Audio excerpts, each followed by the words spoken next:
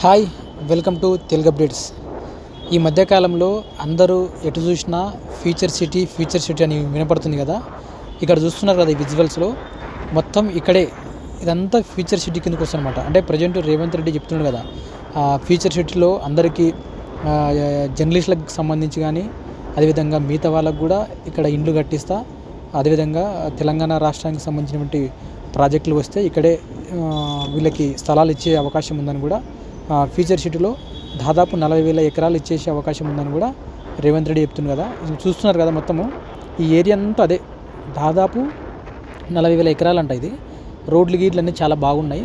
కాకపోతే మళ్ళీ ఇది ఫ్యూచర్లో ఎప్పుడు ఇస్తాడో లేదో చూడాలి. మళ్ళీ మీ ఇక్కడ ప్రజెంట్ అయితే అమెజాన్ డేటా సెంటర్ ఉంది, ఇంకా చాలా బిజినెస్లు కూడా ఇక్కడ. ఇంకా ప్రజెంట్ ఇక్కడేం ప్రజెంట్ అయితే ఇది ఒక్క డేటా సెంటర్ అయితే చాలా పెద్దగా ఉంది, అమెజాన్ డేటా సెంటర్. ఇంకా మీరు చూస్తున్నారు కదా, ఈ విజువల్స్ అంతా టోటల్ అంతా గవర్నమెంట్ స్థలం అనమాట. ఇది ఇక్కడ నుంచి ఇటు సైడు కడతల్కి వెళ్ళిపోవచ్చు, అదేవిధంగా షాద్నగర్కి వెళ్ళిపోవచ్చు, అదేవిధంగా ఇబ్రహీంపట్నం, హయత్ నగర్, ఇట్లా ఈ రోడ్ వచ్చేసి వాటికన్నిటికీ కనెక్టివిటీ ఉంటుంది అన్నమాట. సో మీరు చూస్తున్నారు కదా, ఇదంతా ఆల్మోస్ట్ ఫ్యూచర్ సిటీ కిందకే వస్తుంది అనమాట. చాలామంది ఫ్యూచర్ సిటీ అంటున్నారు కదా, ఎవరైతే చూడని వాళ్ళు ఉన్నారో చూడండి.